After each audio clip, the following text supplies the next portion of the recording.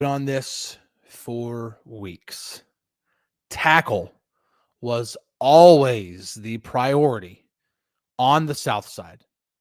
That being said, happy Football Friday here on the Southside Beat. Thank you so much for tuning in. My name is Chris Halicke, flying solo again today. Don't worry, Corey is working. He's not just sitting around doing nothing. He covered the Pirates yesterday, which is why he wasn't here, and he's not here again today because guess what? He's going to be on the South Side. He's probably already there because he's covering the press conference, which begins in 1 hour, of the Steelers' first-round pick, offensive tackle out of Washington, Troy Fautanu. Yes, that is the correct way to say his last name, Fautanu. He said it last night. Yeah. So Corey's going to have plenty of that. 4 p.m. Eastern, he's addressing. I know, obviously, Ramon show, today. I would assume. I think the Ramon show is still going on today, but definitely keep tabs on our Steelers feed in DK Pittsburgh Sport, DKPittsburghSports.com. It's going to be everything from that Fautanu press conference is going to be there.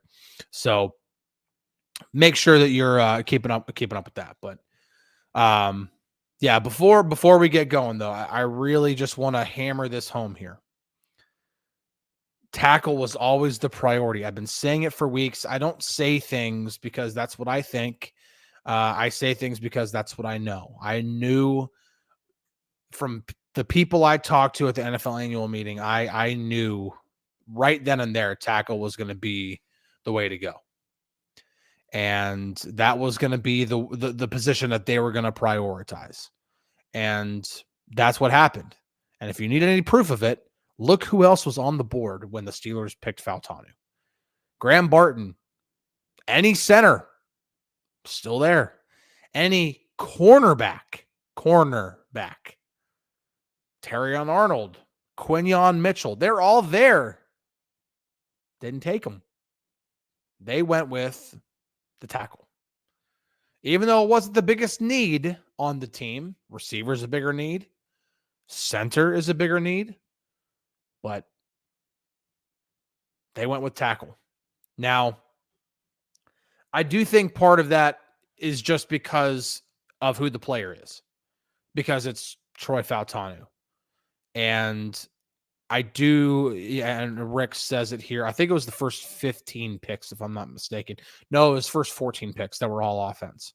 15 was the first defensive player when the Colts took Latu, the edge rusher out of UCLA. So, and B-Phil says, I still cannot believe what the Falcons did. Neither can I. 6 quarterbacks going. And listen, this is part of the draft process because as the night is unfolding, and obviously, as now granted, I was feeling really good about my mock draft until the Falcons picked, because even though I had a mock trade between the Chargers and Titans in which they swapped and still took tackles, my first 7 players were in that order.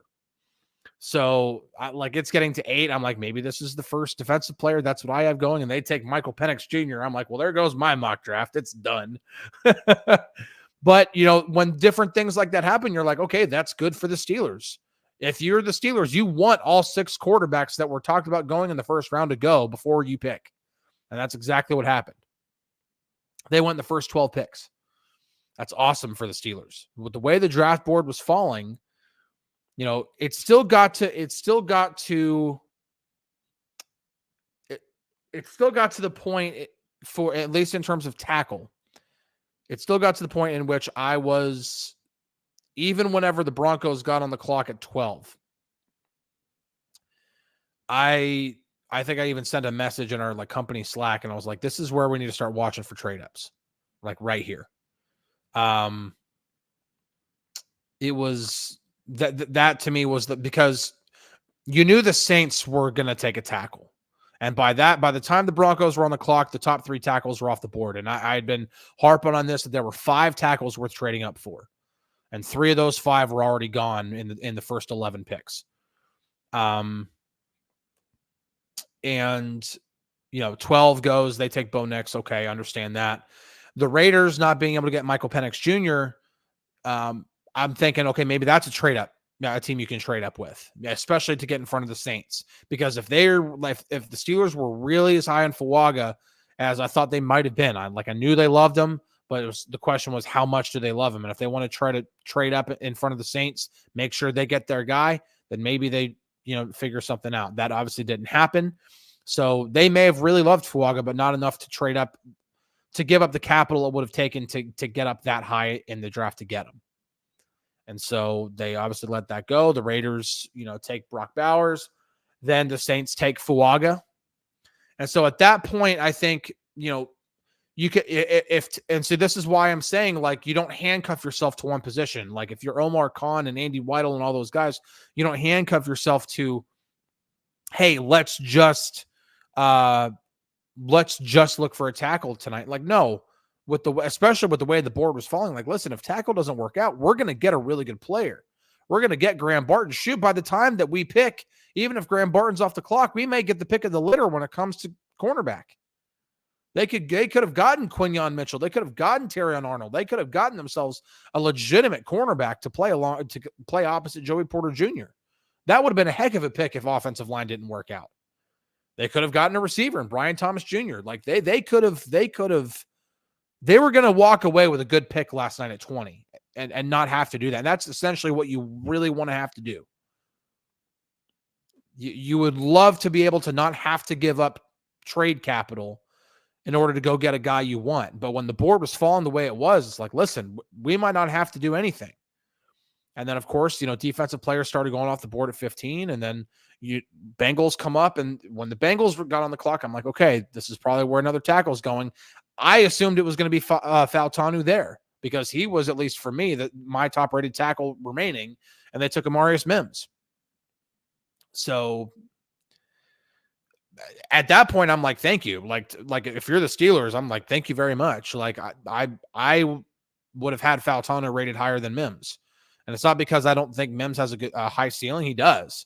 It's just the lack of experience mixed with some injury history. I'm not as concerned nearly about the injury history when it comes to Mims as I am the lack of experience. And Jordan says they took Mims because of Watt. Yeah, I don't think there's a tackle that can neutralize TJ Watt. I just don't. I don't care how big he is. I don't care how athletic he is. I don't think that there's a guy. We're talking about TJ Watt here. It's not a question of can you stop him? It's a question of how often can you slow him down? That's the type of player TJ Watt is. Of course they got to try. Of course you can't just let him. Here you go, ole! You just can't do that. But Bengals take Mims, and at that point, Omar Khan even said the 10 minutes that the Rams were on the clock. He said they were the longest 10 minutes of his life because Fautanu is just sitting right there. And I did the 6 most likely candidates on the site. You'll probably go back and you read. You can be like, ha, Chris, you didn't even have Fautanu on there. It's because I didn't think he's going to be there. I didn't think he was going to be available at 20. My one trade up candidate was Fuaga. They didn't trade up at all. And so I'm thinking, if you're standing pat at 20, that probably Graham Barton was going to be the most likely candidate there. And Fautanu falling to them at 20, man, watching the tape, by the way, I've got a monster I'm about to finish off here. I don't know if I can show logos. I don't want to do that. And I've got a Mountain Dew that I'm going to crack open as soon as I'm done with this monster, because I got to bed at 4 a.m. last night because I was watching a lot of Troy Fautanu tape. Not that I hadn't done any homework on him, but I really wanted to give you guys a good chalk talk, which is up on the site right now. Go read it. It's the tape is amazing. And when Mike Tomlin was interjecting even to questions he wasn't being asked. DK asked a question at the press conference last night, and after Omar answered, just Tomlin interjects unsolicitedly, just go watch the tape. Just go watch it. And for me, that's all right, I'm going to pull up the tape. I'm going to watch it. And yeah, watching it. I watched about 3 games worth last night. It was impressive. The dude does not move like a tackle. He moves. His footwork is amazing. His hand, what he does with his hands is so good. He is already so developed as a pass protector.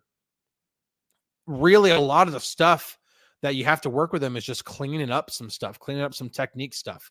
It's not really, this is not an Amarius Mims situation in which you're going to have to coach this guy up. This is a guy who really has a solid chance of becoming a day one starter.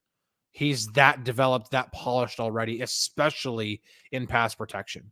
He's a better pass protector now, I think, than Broderick Jones is. Like, I don't think that's hyperbole either. Like, and that's even with a year under Broderick Jones's belt. I might be, Broderick might hear that and be like, all right, I'll show you. But I do think that Broderick will be best served over back on the left side, and then Fautanu moving over to the right side. I know he played left side at Washington, but remember, he was the front side tackle there because Michael Penix Jr. is a left-handed quarterback, so he was the front side tackle in Washington's offense. He moves over to the right side. He's going to be the front side tackle in Pittsburgh because obviously all of the quarterbacks that they have are right-handed. So, yeah. Jordan says Jones made some wrong side mistakes last season. Yeah, like Jones was already, like, even coming out of college, we all knew, anybody who really did any homework on Broderick Jones knew that he was a more accomplished and polished run blocker than he was in pass protection.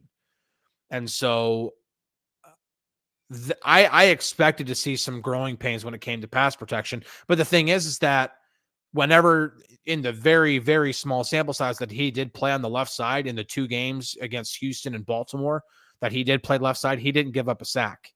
Now, again, that's 2 games. It's a very small sample size. Very, very small sample size.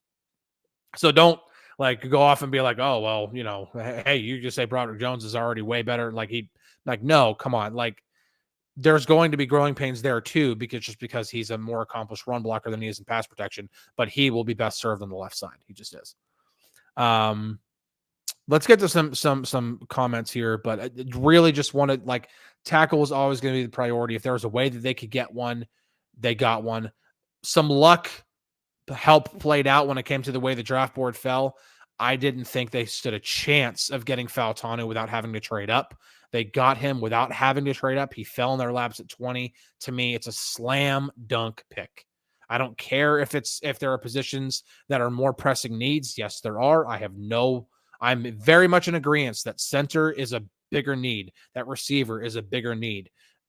You're not drafting in the first round to address your biggest need. You're drafting in the first round to get the best football player you can possibly get for an appropriate position on your roster. And tackle is 100% a position that they could afford to upgrade, especially since Dan Moore is going into the last year of his contract. So to me, they have, as Joshua said it here earlier in the show, bookends are set for years to come. Agreed. And they're cost effective for the next 3 seasons. That's phenomenal.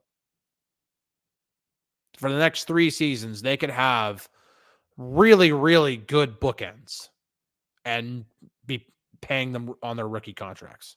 Phenomenal. Tony asks, do you know anything about his injury? Sarge just joined. So I didn't do a lot of digging on his history. I did a little bit. He had an ACL thing. He had a Liz Frank injury too. He shot down. I mean, the Steelers shot down any medical concerns, and he shot down. He said the knee hasn't bothered him in years. So you can read a bunch of stuff about I think it was like Sports Illustrated or somebody had reported that, the knee issue was going to make Fautanu fall, and he did end up falling. But the Steelers aren't concerned about it. So, and they're not reading off of things, reading somebody else's work and being like, oh yeah, okay, yeah, whatever. No, they had Fautanu in for a pre-draft visit. They would have done their own medicals on him. They're going to feel good about his health based off of their own testing. So I don't think injuries are that big of a, honestly, to me, the biggest concern when it comes to Fautanu is that lack of size. This is why this is still a slam dunk pick to me, because I think I even mentioned this talking about Fautanu before on the show. Even if he doesn't work out at tackle, if the lack of size just does happen to end up being too much for him to overcome at the NFL level, even if it still does, he can always move inside to guard. There's another guy on the offensive line whose going to the last year of his contract, and that's James Daniels. Maybe, just maybe, if they aren't satisfied with Fautanu at what he does at tackle, they can always move him inside to guard. And my God, that dude could be an absolute mauler at guard. So to me, this is, and Joshua says, like, listen, 6'4", 300 plus is not small. No, he's not small. I do like the fact that Mike Tomlin, when he was asked about like the height, because he's like 2/8 of an inch, or like a quarter of an inch, or like something like a less than a quarter of an inch shorter than 6'4". Like if he's a quarter of an inch taller, people aren't asking questions about it. And yes, like he's not like, it's not like he's some sort of small dude or he's got like terrible length or something like that. Just you look at some of the other tackles in the league that typically have success, they're usually a little bit bigger. But I do think that if Fautanu can find ways to get a little stronger in his base, the size won't matter. And if anything, he can get better leverage being a little shorter. A little. And Brian says it here. Long arms make up for height. Height doesn't matter as much. I agree. And he's got over 34-inch arms. He's got long enough arms. So I'm not concerned about it. I'm just saying, if tackle for whatever reason, size, technique, whatever, does not work out, you can always move him inside to guard, because you have a guy who's going into the last year of his contract at guard as well. So I think, and Joshua says here he's longer than Fuaga, and that's honestly why a lot of people probably had Fautanu higher than Fuaga on their board. I don't know if the Steelers would have had the pick of the litter, or I would say if in some sort of alternate universe, if they had the choice between Fautanu and Fuaga, I'd love to know the answer to that question, because I know they loved Fuaga, and it's obviously very clear that they loved Fautanu, and for good reason, because at 20, it's a steal, in my opinion. But I'd be interested to find out the answer to that question, because I know they loved Fuaga. Yeah, I think this is a heck of a pick. I would be hard pressed to find somebody who really actually hates this pick, or even is disappointed in this pick. Like, I understand, like, you had like literally the pick of the litter at cornerback. Anybody you want, Terrion Arnold, Quinyon Mitchell, Cooper DeJean, anybody you want, they were all there. Graham Barton, Jackson Powers Johnson, both of those guys were there. Jackson Powers Johnson's still on the board, and we'll get to tonight and then tomorrow here in just a few minutes. But they had pick of the litter when it comes to a lot of good players. So much so that I think a lot of people thought that they might trade down a couple spots. Like, possibly could have traded down with the Eagles. The Eagles could have gone up, got their cornerback that they would have wanted, and then the Steelers could have, maybe acquired, some capital and maybe trade down. Okay, Fautanu didn't work out. Oh, darn, we can still get Graham Barton.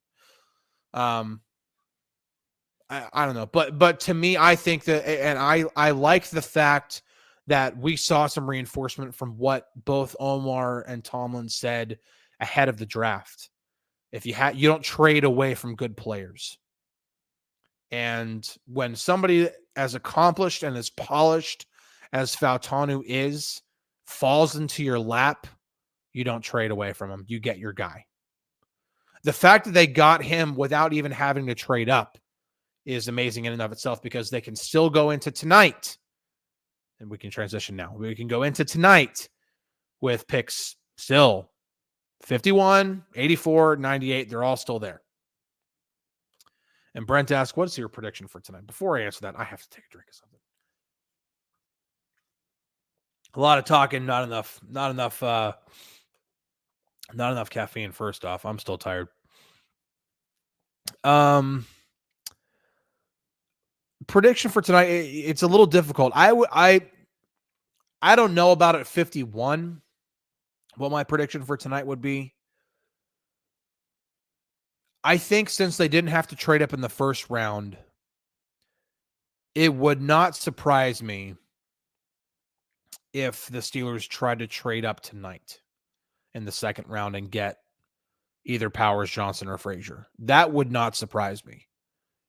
I do think the Steelers have a high emphasis on the trenches. The fact that both of them are on the board, like when Corey and I did one of our mock drafts on here, we ran into a situation in which, both Powers, Johnson, and Frazier were both on the board in the second round.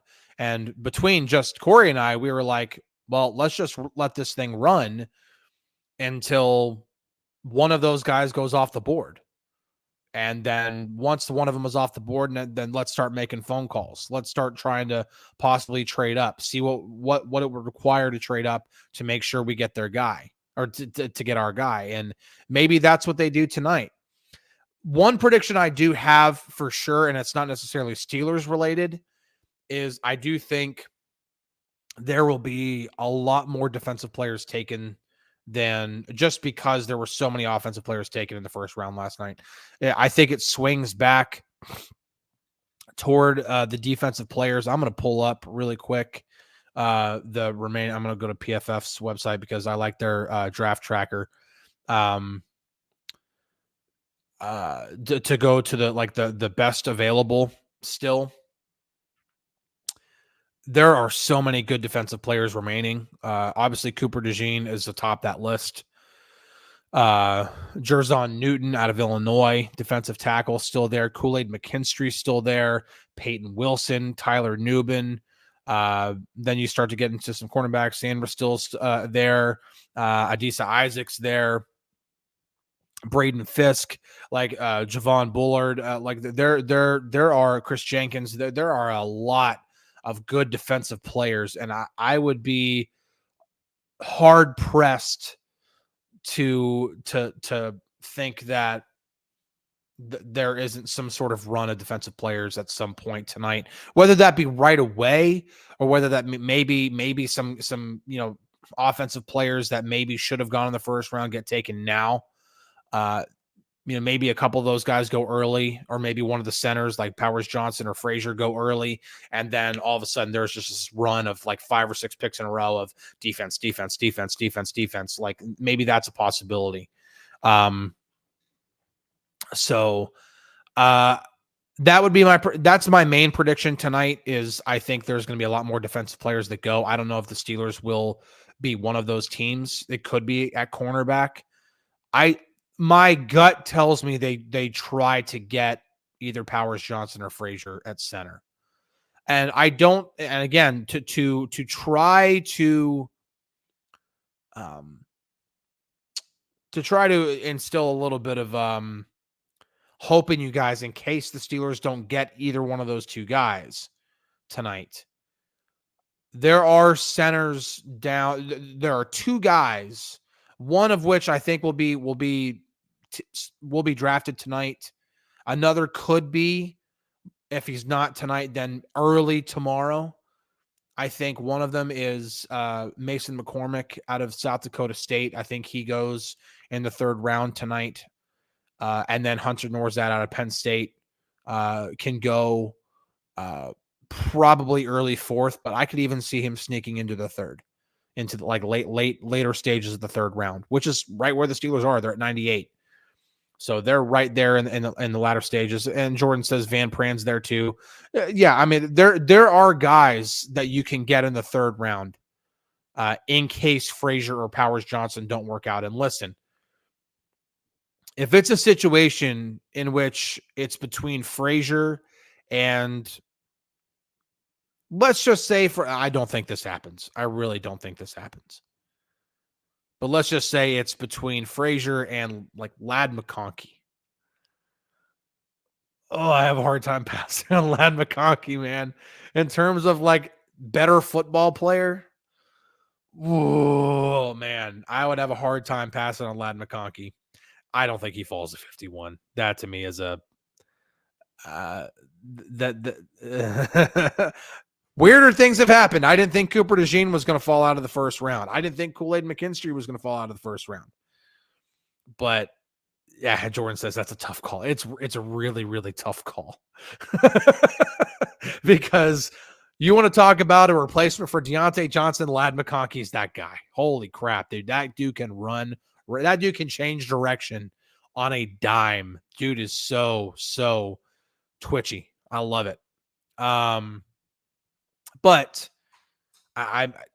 it's one of those situations. It's just like last night. Like, it almost doesn't matter who they would have taken at 20 last night. He was going to be a good pick. Fautanu, Graham Barton, Terrion Arnold, Quinyon Mitchell, any of those guys, any of those four would have been in a vacuum. In a vacuum, if you were to tell a Steelers fan, guaranteed it's going to be one of those four guys, you'd have been like, I'm happy. Most fans would probably be like that. And Rick says it right here. I'd take McConkey and Norzad over Frazier and a lesser receiver. I'd agree with that. I would agree with that for me. Not that I think like Hunter Norzad is a day one starter. I don't, but could he possibly become starter before the season's over? It's possible. I think so. I watch a lot of Penn State. I grew up watching Penn State. My family, I had family members who went there and stuff. So I ended up watching. So I know a little bit more about Norzad, but I think he could become a pretty solid center. I think for a third, if you could get him even near the end of the third round, I think that's a good pick, to be completely honest. Probably one of my favorite centers that's further down at that particular position. So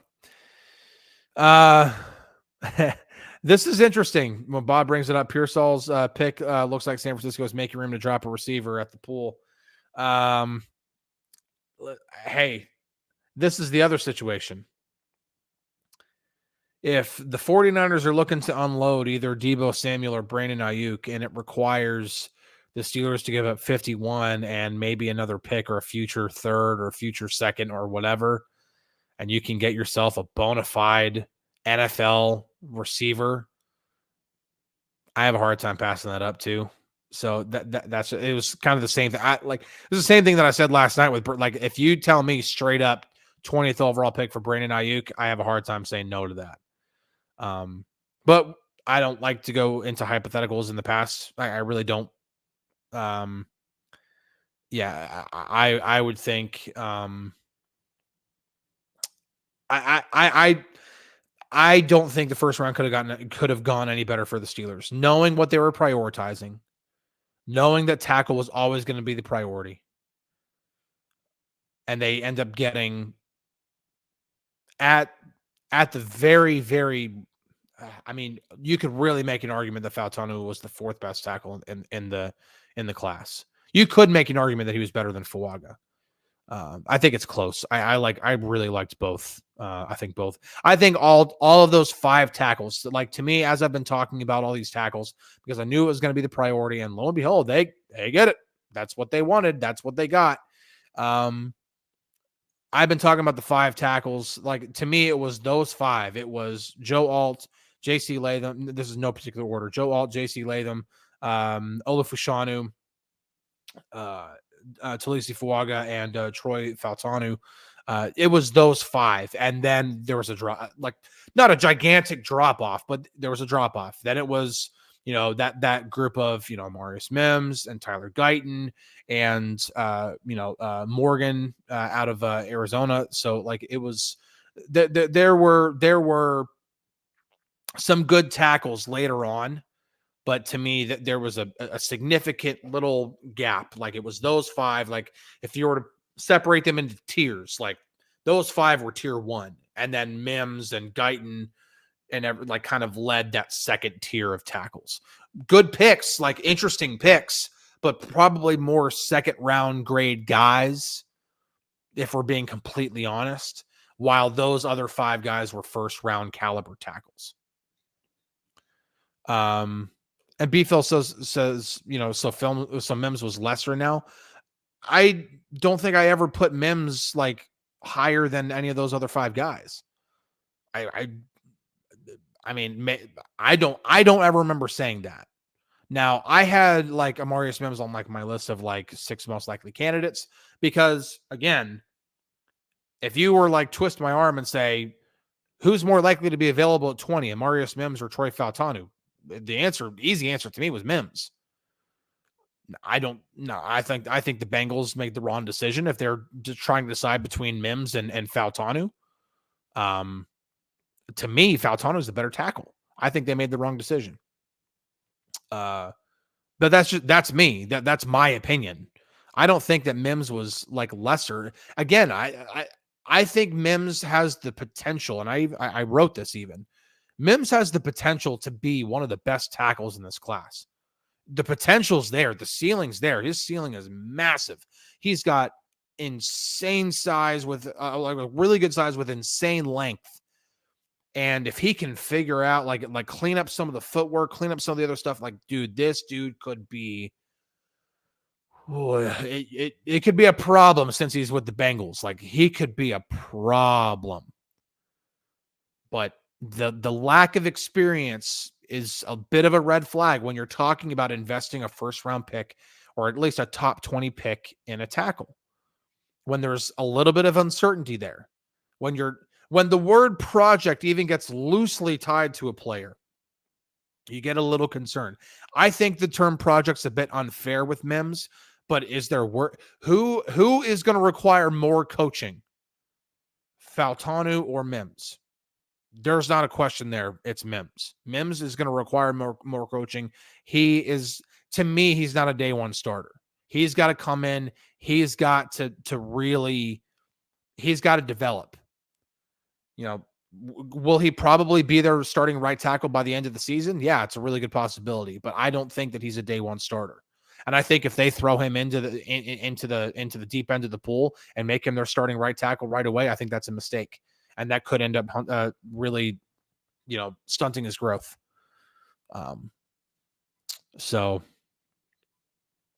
But I think with the way it fell last night, Fautanu was the perfect choice. I like this pick more than I liked Broderick Jones last year.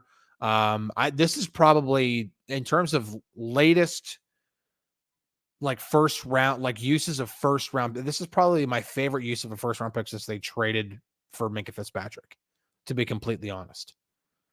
Don't anything I'm saying, man. I'm not taking shots at you, man. Don't worry. I'm not taking shots at you. It's not like that. I just, I think Mims was, I think if the Steelers would have wound up with Mims last night, I don't think that's a terrible pick.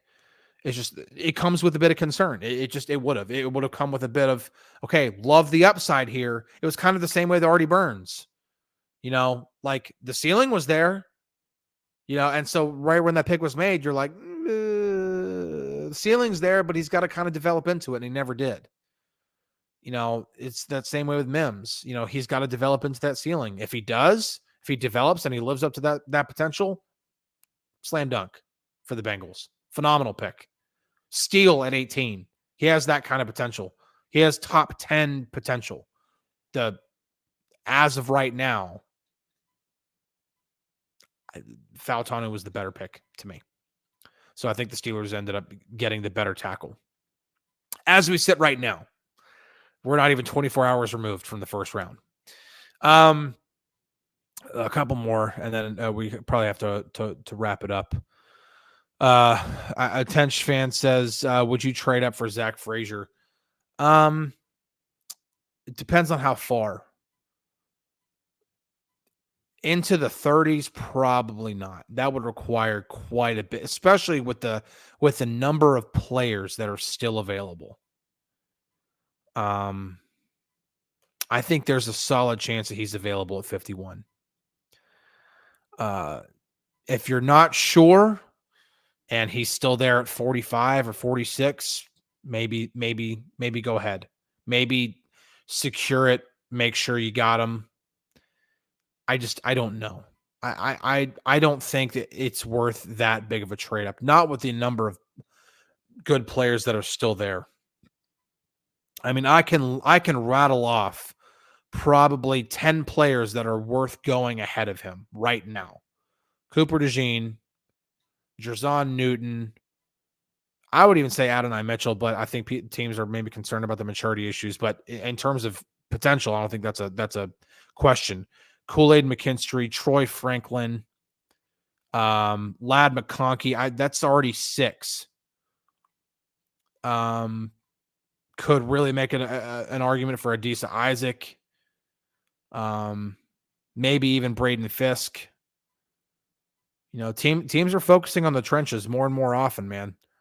I mean, Jordan Morgan made it up into the first round. There's a good, I think there's a good chance he's still available at least in the 40s. I wouldn't trade up too far to get him. I would even say Powers Johnson probably goes before him. So, Bob asks, is there a way to fast forward 2.5 hours to the picks? If only. If only we could just, have the click remote. But I think Adam Sandler all taught us a good lesson, and maybe having a remote to control time is not the best idea. That if that remote breaks, maybe our entire life passes us by. And sorry if you haven't seen the movie before. That's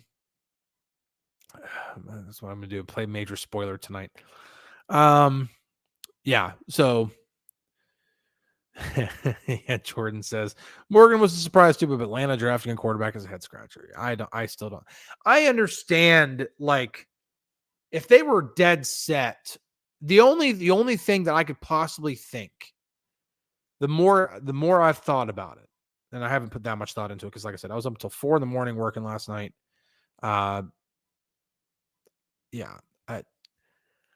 The only thing I can think is that there were multiple teams that were trying to trade into the top 10 to get him, the Raiders being one of them. And that the Falcons, even though they had just signed Kirk Cousins, were at a certain point in which they were like, we need to make sure we have some sort of insurance at quarterback. Now, I don't like using a first-round pick for insurance, personally. I still don't like the pick. I thought it could have been better utilized. But then my question at that point is, like, if you needed insurance at quarterback, then why did you give Kirk Cousins that type of money? That, to me, doesn't make sense. The two don't add up to me. If you would have signed Kirk Cousins to a more, low risk, high reward type contract that didn't cost a fortune, okay, I can understand that a little bit more. But you invested a lot of, backed up a couple of Brinks trucks to the stadium to give them loads of cash. And now you're going to use the 8th overall pick on a quarterback. It doesn't make sense to me. If they were to have traded back and still got their guy, still gotten Penix, then okay. At least they would have recouped some draft capital in the process. But it does not make sense to me. Does not make sense to me. Let's see.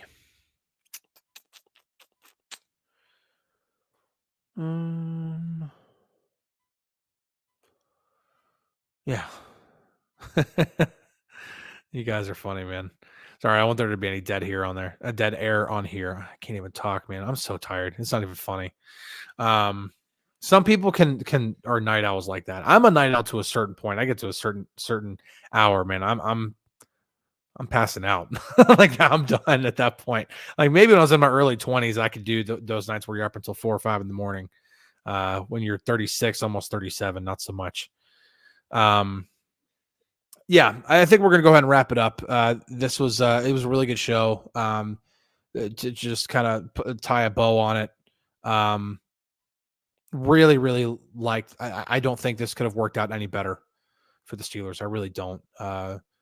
Watching the film last night, really just solidified it for me. I already knew he was really athletic, maybe even the most athletic tackle in the class. Watching his footwork, it's just phenomenal, man. His footwork's so good for somebody who's as aggressive as he is and can be over aggressive at times. He's very patient with his hands, and that to me is a sign of a really polished pass protector. And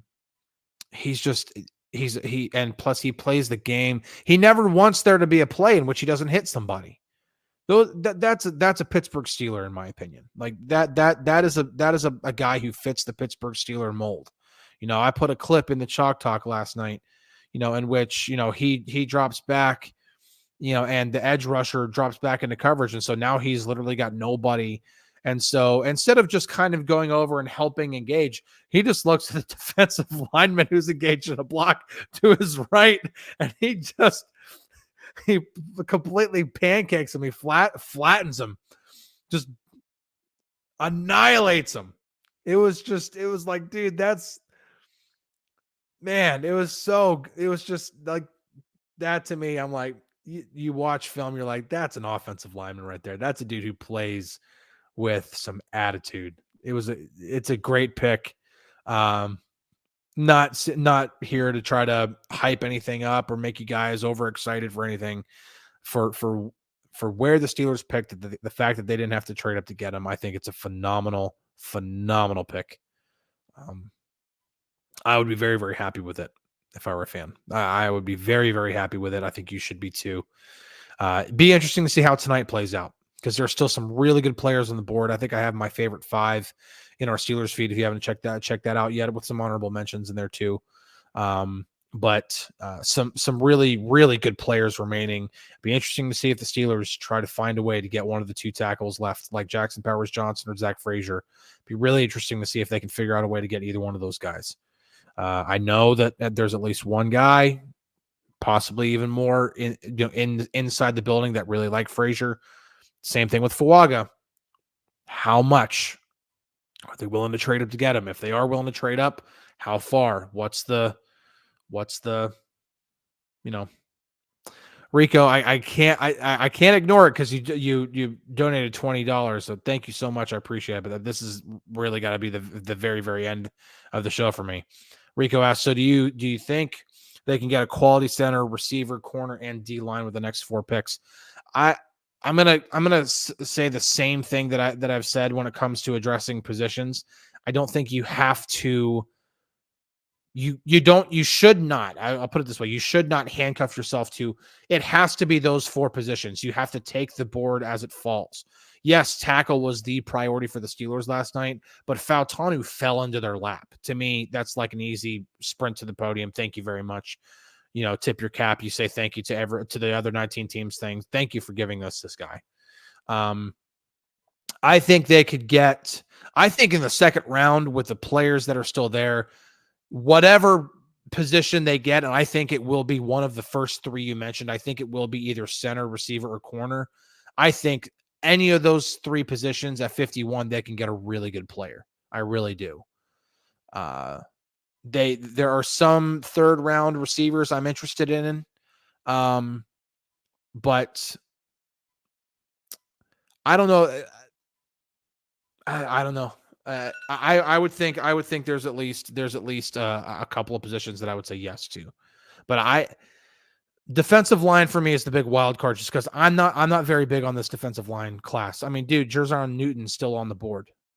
Like, yeah, to me, it's not a great defensive line class. There's some players that I think are really interesting, but at 51, I don't think there's a defensive lineman that if it were between, other than Newton, like you look at all the other defensive linemen around, and if it's between that defensive lineman or Roman Wilson, it's Roman Wilson. It's an easy choice.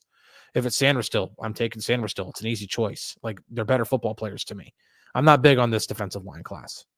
And thus I don't like forcing myself into having to make a pick, at a certain position.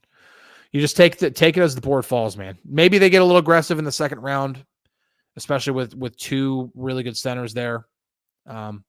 I think they've set themselves up to have a really good second night of the draft. I'll put it. That's probably the best answer I can give for you. I think the way the board has fallen and with their first round pick, that they have set themselves up to have a really good second night of the draft, especially since they have an extra third rounder in there too. All right. I really do have to wrap it up. Thank you guys so much. Have a great weekend. Enjoy the rest of the draft. We'll be back on Monday. There will be a day next week, I think, in which I will not be able to do the show because the roof will be getting replaced on my house. Hopefully. And if that happens, yes, there will be like noise, loudness not happening. So maybe Corey can do the show, but I won't be able to be. So I think there's going to be a day next week in which I won't be able to do it. So we'll see. Thank you guys so much for tuning in. Enjoy. I hope you enjoyed last night. Enjoy tonight. Enjoy tomorrow. Have a great weekend. Catch you guys on the flippity flip.